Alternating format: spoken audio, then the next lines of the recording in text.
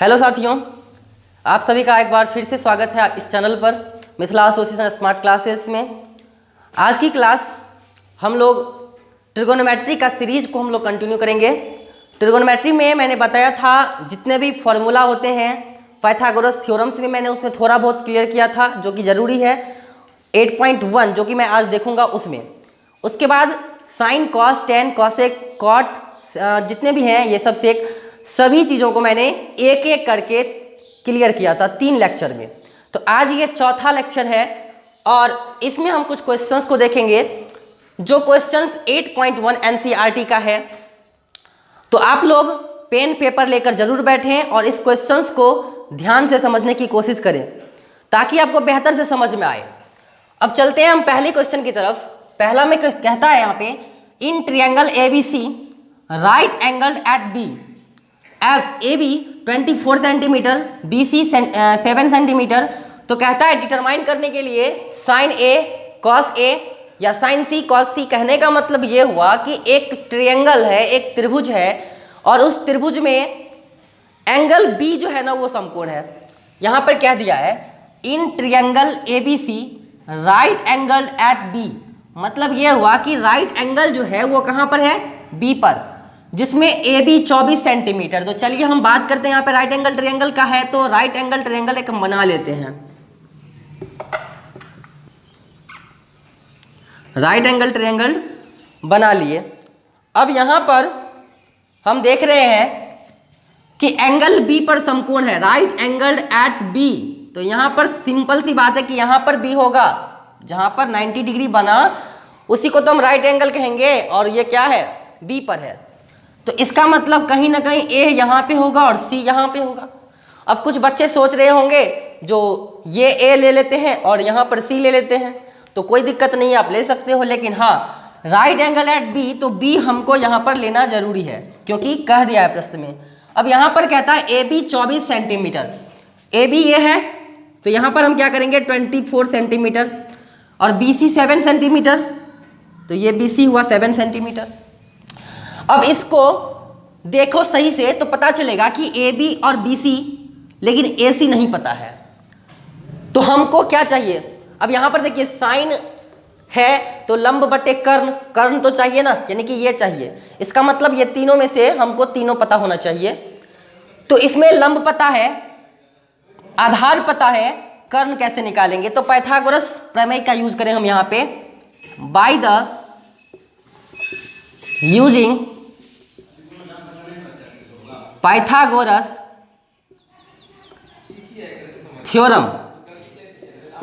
क्या होता है Pythagoras theorem, A C square कर्ण का square equals to A B square plus B C square, यही होता है ना। अब यहां से हम क्या करेंगे, ए सी फाइंड आउट करेंगे। तो ए सी स्क्वायर जो है वह कितना हो जाएगा, A B square, A B का वैल्यू 24, अब बी सी का वैल्यू कितना है 7। तो 24 का स्क्वायर कितना होगा 576 और 7 का स्क्वायर 49, यानी कि यहाँ पे हम ऐड करेंगे तो 625 आ जाएगा। और 625 क्या आया, ए सी स्क्वायर आया। तो यहाँ से ए सी क्या निकलेगा, रूट अंडर 625 मीन्स दैट 25। अब यहाँ पर हम देख रहे हैं कि ये जो निकला 25 सेंटीमीटर, तो लंब, आधार और कर्ण तीनों पता चल गया यहाँ से। अब हम चलते हैं, यहाँ पे पूछ क्या रहा है, डिटरमाइन करने के लिए कहता है 1 नंबर में साइन ए।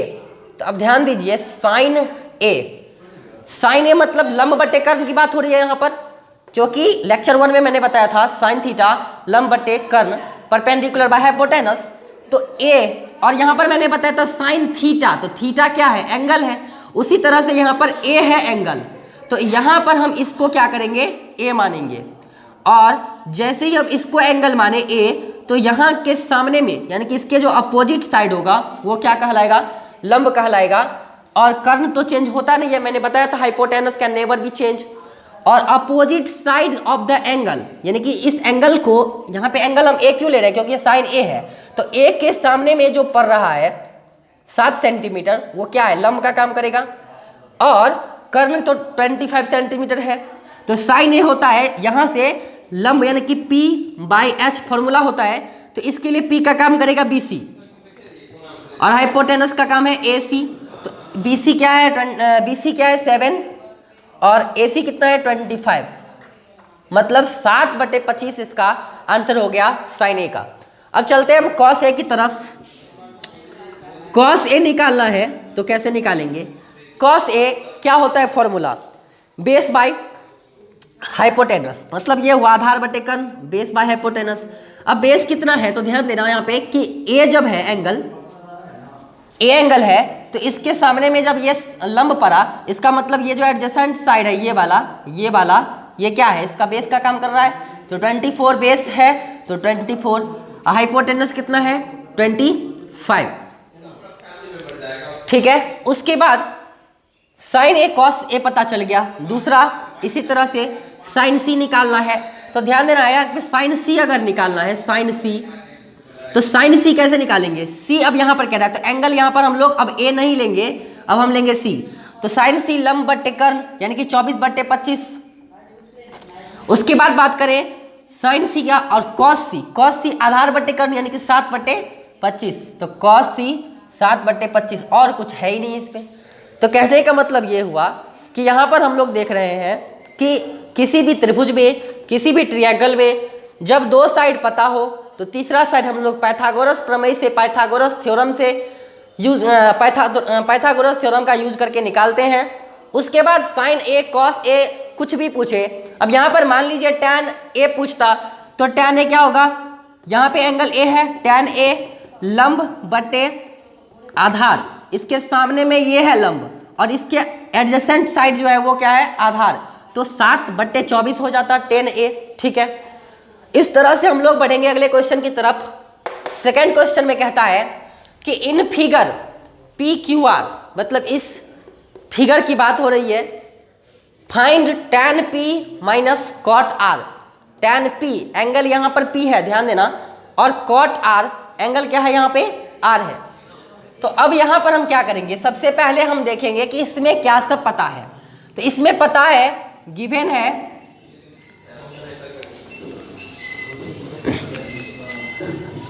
है क्या चीज, PQ कितना है 12 सेंटीमीटर। उसके बाद PR पता है कितना 13 सेंटीमीटर। अब यहाँ पर दो पता है तो तीसरा निकालेंगे, तीसरा क्या है QR। तो उसी तरह से बाय यूजिंग पाइथागोरस थ्योरम। अब यहाँ पे हम देख रहे हैं कि पाइथागोरस थ्योरम में बताया गया क्या कि जो हाइपोटेनस का स्क्वायर होता है वो इस परपेंडिकुलर के स्क्वायर के और बेस के स्क्वायर के प्लस होता है, समेशन होता है। तो इस तरह से हम लोग बात करें अगर, तो PR का स्क्वायर PQ का स्क्वायर प्लस QR का स्क्वायर, ये रिलेशनशिप होता है पाइथागोरस में। तो यहाँ से हमको क्या सब पता है, 12 पता है PQ, तो PQ के जगह पे 12 का स्क्वायर। QR निकालना है तो चलिए हम QR के जगह पे QR ही लिखते हैं, और PR का स्क्वायर, तो PR कितना है 12, तो 12 का स्क्वायर करेंगे, सॉरी PR 13, तो 13 का स्क्वायर करेंगे। अब 13 का स्क्वायर कितना होता है 169, 169, और 12 का स्क्वायर 12 का स्क्वायर होगा 144, और प्लस QR का स्क्वायर। यहाँ से अगर हम लोग QR स्क्वायर निकालें तो 169 और ये 144 इधर जाएगा तो माइनस हो जाएगा, और QR स्क्वायर निकलेगा यहाँ से 25। इसका मतलब QR जो निकला हुआ 25 का रूट निकले और 25 का वर्गमूल 5। अब ध्यान देना यहाँ पे तीनों पता चल गया, ये 5, 12, 13। अब क्या कहता है निकालने के लिए, tan P minus cot R। तो tan P मतलब क्या, tan P minus cot R। अब यहाँ पर एंगल P है तो ये एंगल है, और tan की बात हो रही है तो लंब बटे आधार, ना कि कर्ण, लंब बटे आधार। तो इसके लिए लंब का काम ये करेगा, इसके लिए लंब का काम ये करेगा, और आधार का काम ये करेगा। तो 5/12 ऐसे हम लिखेंगे तो लिख सकते हैं कि QR by PQ minus cot R।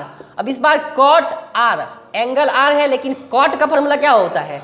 आधार बट्टे लंब, आधार बट्टे लंब, बेस बाय परपेंडिकुलर। तो यहाँ पर हम अगर इसको एंगल मानते हैं आर को, तो कॉट आर में तो आर एंगल है, और बेस बाय क्या चीज?